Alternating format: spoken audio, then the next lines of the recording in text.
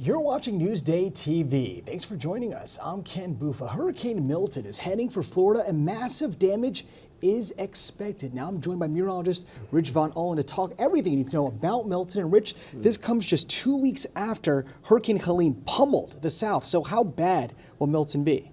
Really serious situation once again, setting up for the west coast of Florida here. Folks down there bracing for impact as Milton is going to be a really major hit on that area. And I'm going to track this storm as we go throughout the next day or so, but you can see it right there in the Gulf of Mexico. The waters are very warm. It's gotten stronger and it's continuing to intensify and make its way towards the west coast of Florida. We'll track it and give you all the information coming up. All right, thank you so much, Rich. Now, only in Newsday, there's a petition against a local school bus company after a 5-year-old was dropped off 2 miles from home. Drew Scott spoke to the parent. First day of school for a 5-year-old kindergartner in East Meadow. But instead of celebrating a milestone, the day turned into a nightmare. The boy's father, Rafael Mangual, says the child was dropped off alone more than 2 miles from his daycare center. When the bus driver left, my son realized he was alone and just decided to try to walk home, even though he didn't know his way around, and was found by a good Samaritan wandering along a busy avenue. Many parents we talked to about the incident say they're horrified. It's scary because I have a 7-year-old also, and she's 2. She'll be off to school soon enough. And, that's scary that you're waiting for your kid to come home and they don't get off the bus. I don't even have words for that. I mean, something like that, how does something like that even happen? I mean, I'm lucky both in the sense that nothing happened to him. Newsday's Robert Brodsky says other parents also have brought up safety concerns when it comes to Guardian Bus Company drivers. Parents have been raising concerns about the Guardian Bus Company and recent incidents involving drivers, whether it is drivers that have involved in crashes hitting pedestrians, hitting motor vehicles, hitting homes, blowing through stop signs. But Guardian insists they're safe, and in a statement, Guardian Bus Company says the driver was removed from the route and disciplined at a formal union hearing and cannot discuss the particulars of this incident with anyone but the school district. Parents are now circulating a petition calling for increased state oversight of Guardian and discipline for its drivers. This is a serious thing, we're not talking about a lost backpack or, a lost valuable on a bus. We're talking about a 5-year-old human being. Drew Scott, Newsday TV. A former aide to Mayor Eric Adams is now facing charges. Prosecutors say Mohammed Bahi is charged with witness tampering and destroying evidence in the federal investigation that led to Adams' indictment. Now, Bahi resigned yesterday and is the first person besides Adams to be charged in the investigation. And a 7th aide has resigned from the Adams administration. Sheena Wright, who managed the city's day-to-day operations, is out. Adams was indicted last month on bribery and fraud charges. And the state attorney general is joining more than a dozen others in a lawsuit against TikTok. Letitia James and 13 other state AGs say the platform is addicting for young people and collecting their data without consent. The suit also claims TikTok has harmed young people's mental health. TikTok, on the other hand, has not yet commented on this lawsuit. And the Jets are getting a new head coach. Jamie Stewart explains what happened to the last head coach.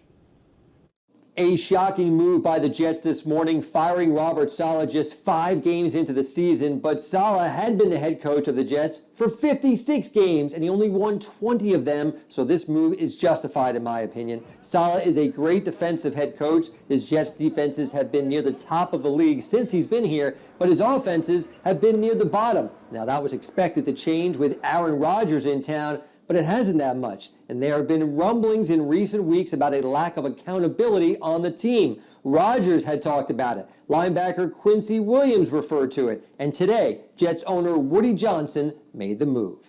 I feel that we had to go in a different direction, and that's why I did that today.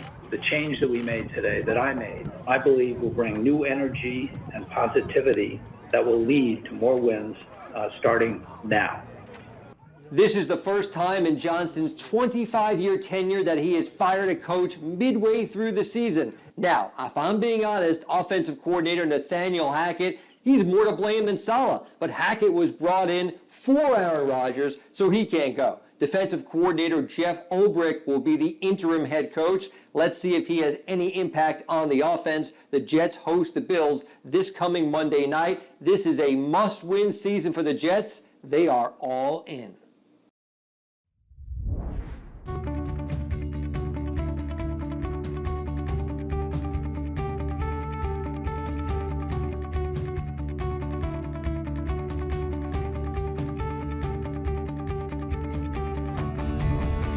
A Southampton boutique is hitting the runway at New York Fashion Week. Jasmine Anderson has a story you'll see only in Newsday. If you are driving down Job's Lane in Southampton, you've seen the name Esse Ezenabor. The designer behind the self-titled store has worked overtime to bring her ready-to-wear fashion line to the Hamptons. We'll take over the bridal industry. As a black woman in this industry, we're not a lot of us. So I definitely want to dominate that. Her signature beading, floral embroidery, even hand-painted designs are on display inside the storefront. Every piece designed to inspire women of all backgrounds has gone beyond the sale floor to the runway for New York Fashion Week. Okay, yeah, feel good. There was organized chaos behind the catwalk. Why am I just seeing all of this dress? Esse had her hands full putting the final touches on her creations before the model strutted down the runway at Rockefeller Center overlooking St. Patrick's Cathedral.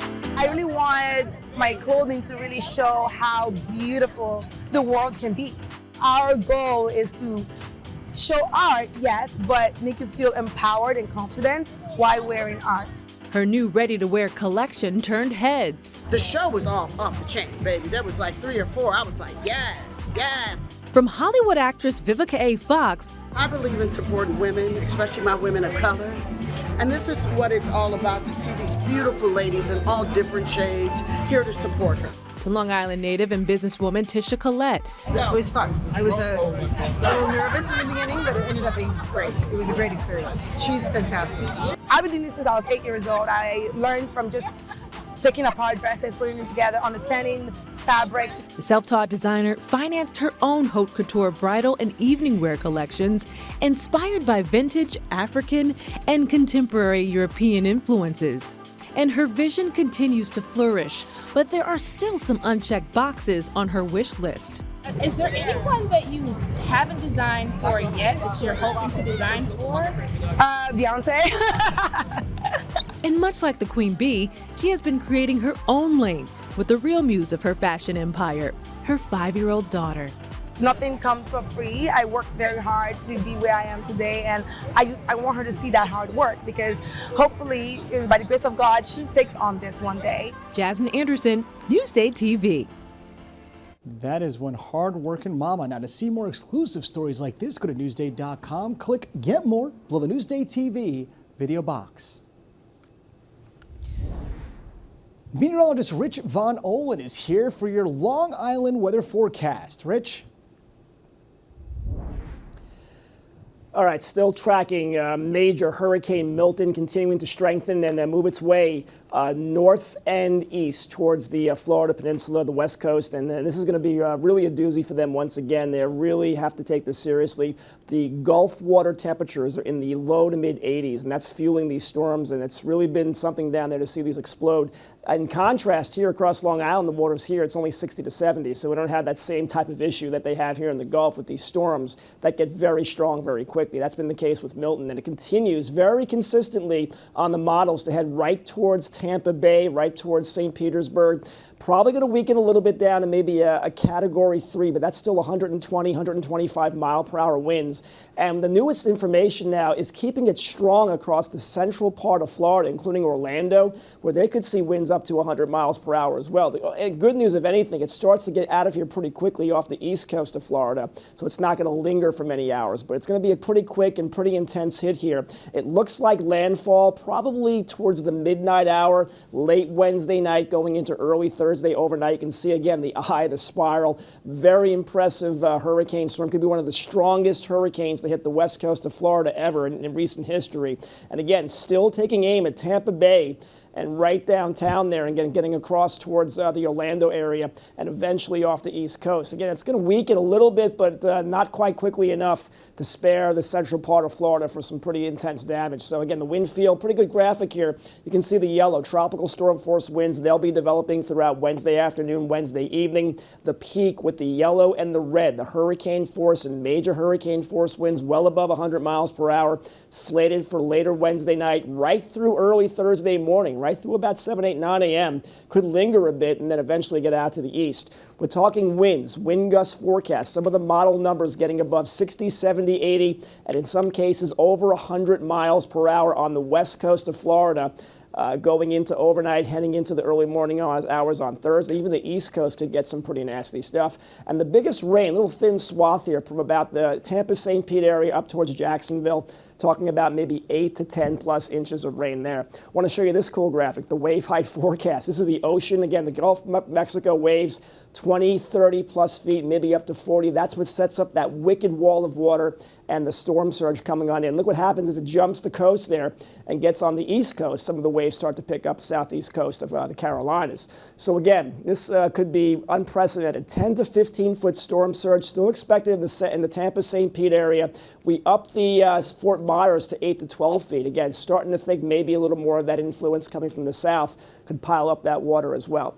Now, the great news for Long Island, we don't have to worry about Milton. Again, all this dry air is going to suppress everything off to the south, off the southeast coast, send Milton out to sea, and we have no worries in terms of any tropical moisture, any kind of storms, anything like that. In fact, we're going to probably stay nice and sunny for the foreseeable future. Temperatures will be a little cool midweek. We'll get to about 74 by Saturday, warm things up a little bit after that. And again, Wednesday is a beautiful day, about 67 degrees. And after that, 7-day forecast, smooth sailing for us. We're in good shape, but Milton will be hitting the west coast of Florida. For us, though, we stay sunny and we stay dry. Long Island weather is brought to you by PTRC. You're watching Newsday TV. I'm Ken Bufa. Thank you so much for joining us.